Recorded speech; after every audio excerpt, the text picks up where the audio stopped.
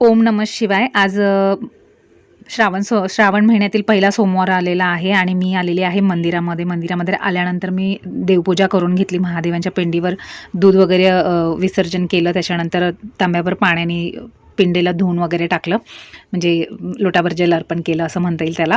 आणि जर रेग्युलर जी पूजा करते तसे केली तर मी पहिल्यांदाच फक्त महादेवांची आत्ता पूजा करत नाही. तर मला एक मैत्रीण भेटली होती जिने मला सजेशन दिलं होतं की तू रोज महादेवांची पूजा करत जा, म्हणजे पूजा नाही जमली तरी एक लोटाभर जल का होईना पण विसर्जन करून येत जा. काही गोष्टी ना देवाकडे मागण्यासाठीच, काही इच्छा मागण्यासाठीच कराव्या लागतात असं काही नाही. मानसिकरित्या जेव्हा आपण डिस्टर्ब असतो किंवा मानसिक शांतता पाहिजे असेल तेव्हा अध्यात्म हे बेस्ट ऑप्शन आहे. आणि ते मलाही जाणीव झालेली आहे की अध्यात्मामुळे ना मानसिकरित्या माणूस खरंच खूप छान राहतं. तर माझे जे चॅनल्स आहेत, माझे जे ब्लॉग्स आहेत ना, त्याच्यासाठी लाईक, शेअर आणि सबस्क्राईब करत चला. आणि कमेंटमध्ये श्री शिवाय नमस्तुभ्यम लिहायला विसरू नका. आणि माझा एक शिवमहापुराणचा व्हिडिओही आहे, तो